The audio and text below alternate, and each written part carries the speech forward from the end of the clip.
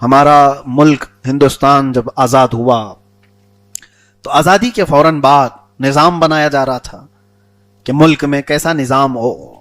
ظاہر سی بات ہے آج تک بھی یہ بات کا چرچا چلتا ہے کہ ڈاکٹر بی آر امبیڈکر نے ایک ٹیم لی اور ایک لا کا پورا سسٹم بنایا. پورے جتنے تعزیرات ہند ہیں جس کو آئی پی سی کہا جاتا ہے، بہت ساری چیزیں یہ دھیرے دھیرے امینڈمنٹ ہوتے ہوتے ایک بڑا ہمارا لا بن گیا مضبوط. ہر ملک کو ضرورت تو ہوتی ہے. تو جب ہمارا ملک آزاد ہوا تو کچھ قوانین تو وہی تھے جو انگریزوں کے چلے آ رہے تھے، کچھ اس سے پہلے کے بھی تھے، لیکن سسٹم بننا ہے. آئین، دستور، پارلیمنٹ کیسے چلے گی، یہ سارا سسٹم بننا ہے. اس دور کی بات میں کر رہا ہوں. اس وقت موہن داس کرم چند گاندھی جی نے کہا تھا سیدنا ابوبکر صدیق رضی اللہ تعالیٰ عنہ کے نظام خلافت کے درمیان جو سب سے اچھی باتیں تھیں وہ چند چیزیں تو مجھے عرض کرنا ہے، اس لیے کہ میرا آج کا عنوان ہے خلافت راشدہ. وہ دور کتنا سنہری دور تھا، خلفائے راشدین کا دور. اور اس کے بعد میں عرض کرتا ہوں کہ اس دور کو قائم ہونے کے لیے کیا کیا چیزیں ہونی چاہیے. خلافت ایک سسٹم ہے جو رسول اللہ صلی اللہ تعالی علیہ وسلم کا عطا کیا ہو، اس کو پورے طور پر پورے صحیح جمیلہ کے ساتھ سیدنا ابوبکر صدیق رضی اللہ تعالیٰ عنہ نے نافذ کر کے دکھایا. راتوں کو سوتے نہیں تھے، ہر دن بھر نظام خلافت، حتیٰ کہ جب دیکھا گیا وہ اپنا کام کاج بھی کر رہے ہیں اپنے گھر کی کمائی کے لیے اور خلافت کے امور بھی. یہ پہلی مرتبہ ہوا سارے صحابہ نے اتفاق رائے سے خلیفہ کی تنخواہ مقرر کی، کہا بیت المال سے خلیفہ وقت کی تنخواہ دی جائے، اس لیے کہ یہ سارے امور میں جب یہ مصروف ہوتا ہے تو وہ خود اپنا گھر چلانے کے لیے کمائے گا کہاں سے. ان کی یہ پہلے حضرت ابوبکر صدیق رضی اللہ تعالیٰ عنہ کا وظیفہ مقرر ہوا، تنخواہ سیلری جاری کی گئی. لیکن وہ سیلری تھی کتنی، وہ تنخواہ کتنی تھی، وہ تنخواہ کتنی تھی آپ کو میں بتاؤں. کئی دن گزر گئے، حضرت ابوبکر صدیق کی بیوی ان کے حالات دیکھ کر کہتی ہیں کہ کبھی تو ہم نرم غذا کھا لیں، یعنی نرم غذا نہیں ملتی ہوگی اتنی تنخواہ میں. کہا حضرت ابوبکر صدیق نے کیا کھانا چاہتی ہو اور کیا کھلانا چاہتی ہو. کہا آپ روزانہ تھک جاتے ہیں اور خلافت کے امور اتنے ہیں کہ ذہن پر دماغ پر کتنا دباؤ ہوتا ہے، کبھی گھی روٹی کھا لیں یا کبھی شہد روٹی کھا لیں، تھوڑا نرم غذا تو کھا لیں طاقت آ جائے. تو حضرت ابوبکر صدیق نے کیا کہا اپنی بیوی سے، کہا میرے پاس اتنے پیسے نہیں کہ بازار سے گھی یا شہد خرید سکوں، اتنا نہیں ہے ہمارے پاس. ان کی بیوی نے کہا امیر اپنے شوہر سے صدیق اکبر رضی اللہ تعالیٰ عنہ سے، کہا میرے رفیق حیات آپ نہ گھبرائیں، میرے پاس ہیں جمع کیے ہوئے، آپ جائیں تھوڑا سا شہد اور گھی خرید لائیں، روٹی کے ساتھ میں لگا کر دوں آپ کو. کہا تمہارے پاس کیسے، کہا ہیں. وہ لائی، کچھ پوٹلی میں بندھے ہوئے کچھ پیسے تھے.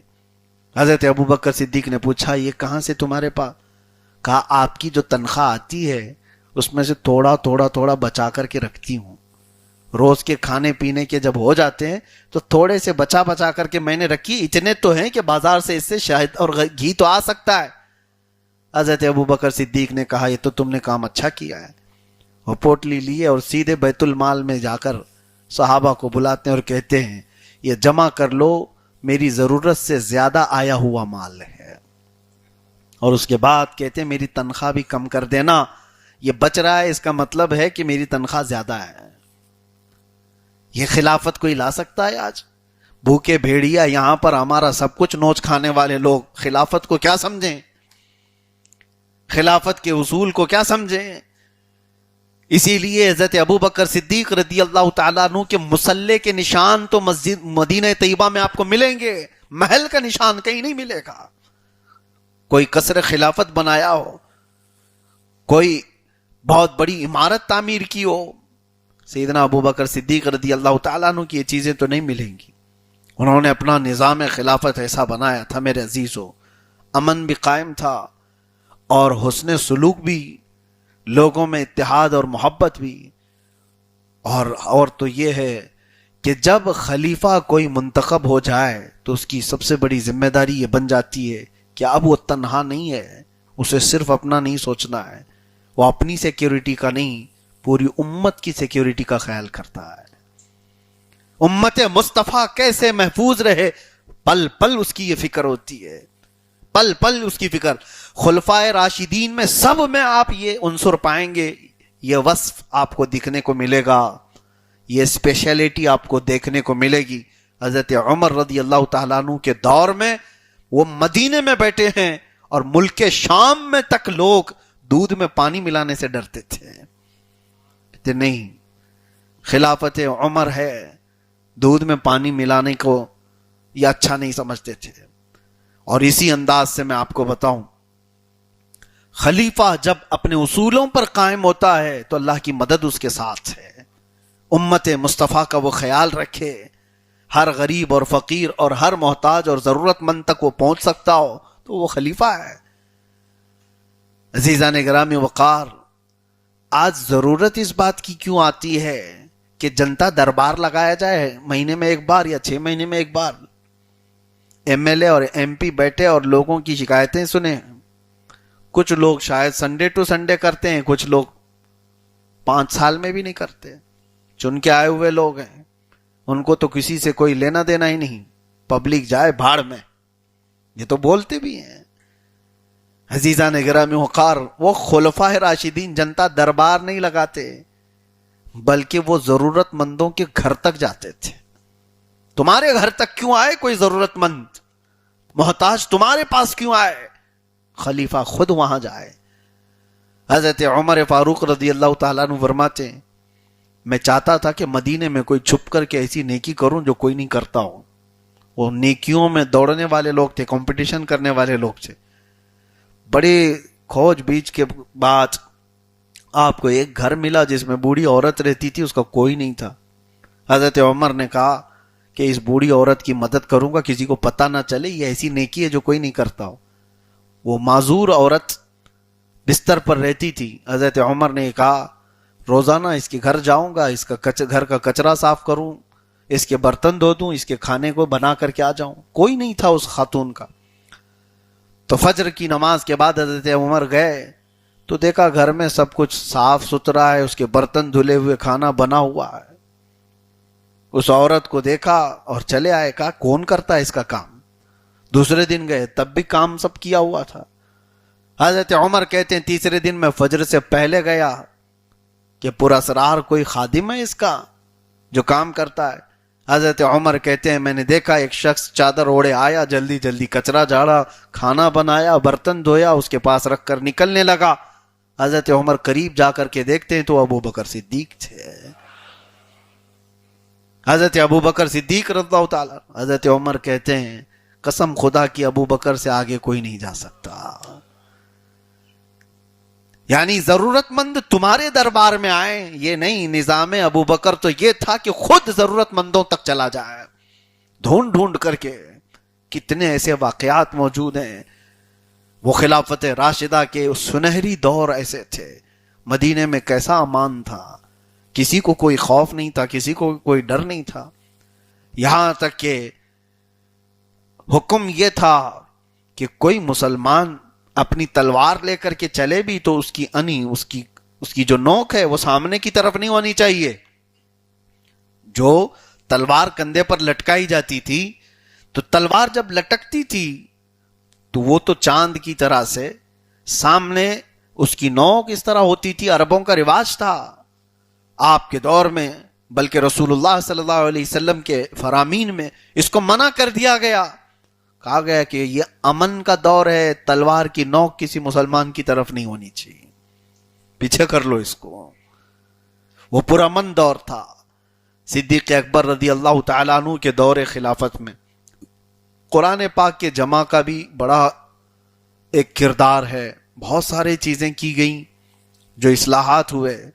پھر دور فاروقی جو آیا، اللہ اکبر. حضرت عمر فاروق رضی اللہ تعالیٰ عنہ کا دور تو وہ ہے جس کو رہتی دنیا تک فراموش نہیں کیا جا سکتا. سچ بتا رہا ہوں کہ اگر میں مسلسل 1 مہینے تک بھی بیان کروں تو خلافت فاروقی کے امور کو میں بیان نہیں کر پاؤں گا. پوری دنیا کے لیے وہ ایسا آئیڈیل ہے. کیا کیا میں بیان کروں؟ جنگوں کے نظام کو بیان کرے، امیروں کے انتخاب پر بیان کریں، نظام خلافت کو چلانے کے لیے اپنے شورا کے بارے میں بیان کریں۔ سیدنا عمر ابن خطاب رضی اللہ تعالیٰ عنہ کس طرح سے لوگوں کو مشورہ دینے کے لیے چنتے تھے۔ سب سے بڑی بات میں بتا رہا ہوں، اکثر جگہ پر لوگ جو بہکتے ہیں ان کے مشیروں کی وجہ سے۔ مشیر کا مطلب سمجھتے ہیں؟ ایڈوائزر، مشورہ دینے والے۔ جب منافق لوگ امیروں کو مشورہ دینے والے ہوں گے تو نظام گڑبڑاتا ہے۔ حضرت سیدنا عمر ابن خطاب رضی اللہ تعالیٰ عنہ کی سب سے کڑی نظر اس پر ہوتی تھی، سب سے کڑی نظر کہ تمہیں مشورہ دینے والا ہے کیسا، سب سے پہلے یہ دیکھو۔ اور لوگوں کو پہچاننے کا ایک اصول بتایا، آپ کو میں بتاتا ہوں۔ حضرت عمر فاروق رضی اللہ تعالیٰ عنہ کا اصول کیا تھا؟ ایک بار آپ کو کسی سے کچھ معاملہ کرنا تھا، معاملہ کا مطلب کوئی بھی چیز اس سے لین دین کرنی ہو، کچھ بھی ہو۔ حضرت عمر فاروق رضی اللہ تعالیٰ عنہ نے مدینے میں پوچھا، کوئی ہے جو اس آدمی کی گواہی دے سکے، سچا ہے، یہ امانت دار ہے، یہ دیانت دار ہے؟ کوئی ہے؟ یہ نیا آدمی لگتا ہے، مجھے اس کے بارے میں کوئی گواہ چاہیے، یہ اصول سمجھ کے جائیے آج آپ۔ تو حضرت عمر نے جب یہ اعلان کیا تو ایک شخص کھڑے ہوئے اور کہا کہ امیر المومنین، میں جانتا ہوں یہ بہت اچھا آدمی ہے۔ آج سب کھڑے ہو جاتے ہیں نا، آپ بھی بول دیں گے، ارے یہ حاجی صاحب تو بہت اچھے ہیں، بہت اچھے آدمی ہیں۔ ارے یہ محلے کا تو بہت اچھا آدمی ہے، کیوں؟ داڑھی ہے نا اس کی، ٹوپی ہمیشہ لگائے رہتا ہے، بہت اچھا آدمی ہے۔ حضرت عمر کے پاس وہ شخص آئے، انہوں نے کہا امیر المومنین، میں گواہی دیتا ہوں اس کی، یہ بہت اچھا آدمی ہے جس سے آپ معاملات کر رہے ہیں۔ آپ نے پوچھا اچھا ٹھیک ہے، تم گواہی دے رہے ہو اس کی، یہ اچھا ہے، دیانت دار ہے، امانت دار ہے، سب سے پہلے یہ بتاؤ کیا تم اس کے پڑوسی ہو؟ انہوں نے کہا نہیں، میں پڑوسی نہیں ہوں، پڑوسی نہیں ہوں۔ پھر حضرت عمر نے دوسرا سوال کیا توجہ سے۔ حضرت عمر نے پوچھا کیا تم نے کبھی اس سے لین دین کیا ہے؟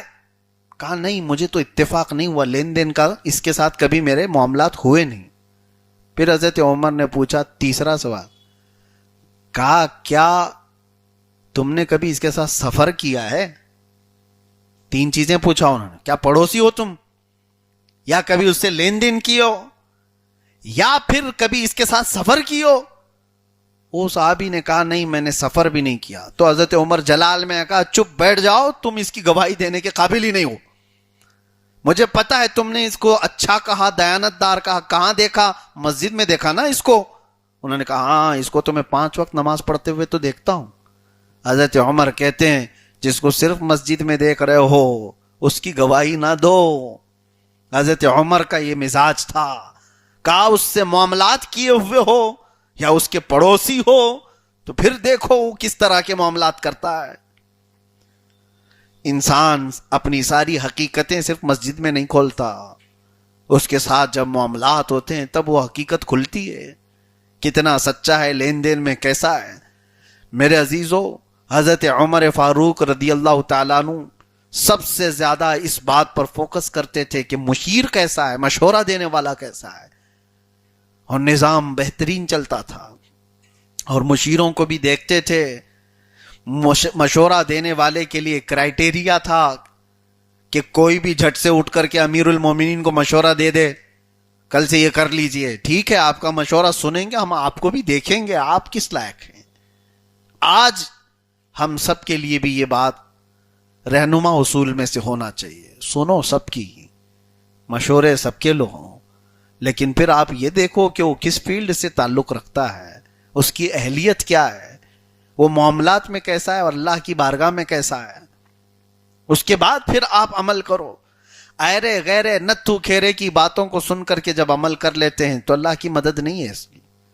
سیدنا عمر ابن خطاب رضی اللہ تعالیٰ عنہ کا دور خلافت وہ عظیم دور تھا جس کو میں آپ کو بتاؤں، ہمارا ملک ہندوستان جب آزاد ہوا تو آزادی کے فوراً بعد نظام بنایا جا رہا تھا کہ ملک میں کیسا نظام ہو۔ ظاہر سی بات ہے آج تک بھی یہ بات کا چرچا چلتا ہے کہ ڈاکٹر بی آر امبیڈکر نے ایک ٹیم لی اور ایک لا کا پورا سسٹم بنایا. پورے جتنے تعزیرات ہند ہیں جس کو آئی پی سی کہا جاتا ہے، بہت ساری چیزیں یہ دھیرے دھیرے امینڈمنٹ ہوتے ہوتے ایک بڑا ہمارا لا بن گیا مضبوط. ہر ملک کو ضرورت تو ہوتی ہے. تو جب ہمارا ملک آزاد ہوا تو کچھ قوانین تو وہی تھے جو انگریزوں کے چلے آ رہے تھے، کچھ اس سے پہلے کے بھی تھے، لیکن سسٹم بننا ہے. آئین، دستور، پارلیمنٹ کیسے چلے گی، یہ سارا سسٹم بننا ہے. اس دور کی بات میں کر رہا ہوں. اس وقت موہن داس کرم چند گاندھی جی نے کہا تھا کہ میرے پاس مثال دینے کے لیے کالپنک شخصیات ہیں، یعنی جن کا صرف خیال کیا جا سکتا ہے، ایسے کچھ کالپنک شخصیات ہیں، لیکن فیلڈ میں اگر کسی نے کچھ کر کے دکھایا ہے تو وہ مثال میں صرف ابو بکر اور عمر کی پیش کر سکتا ہوں. کہانیاں بہتوں کی ہیں، ایسا راج تھا ویسا راج تھا، کہانیاں بہت ہیں، لیکن ان کے بارے میں ہمیں پتہ ہی نہیں ہے کہ تھے بھی کہ نہیں تھے. یہ ہماری بات نہیں ہے، یہ گاندھی جی کی بات ہے. گاندھی جی نے کہا تھا کہ ابو بکر اور عمر کو میں پیش کر سکتا ہوں نظام چلانے کے لیے، ان سے بہترین مثال نہیں ہو سکتی. پڑھے لکھے لوگ سمجھ سکتے ہیں میرے عزیزوں. دنیا نے اس چیز کو ایکسپٹ کیا، تسلیم کیا. وجہ کیا تھی؟ الفضل لما شہید بہ الاعداء. فضیلت تو اس کی ہے جس کی دشمن بھی گواہی دیتے ہوں. فضیلت تو اس کی ہے.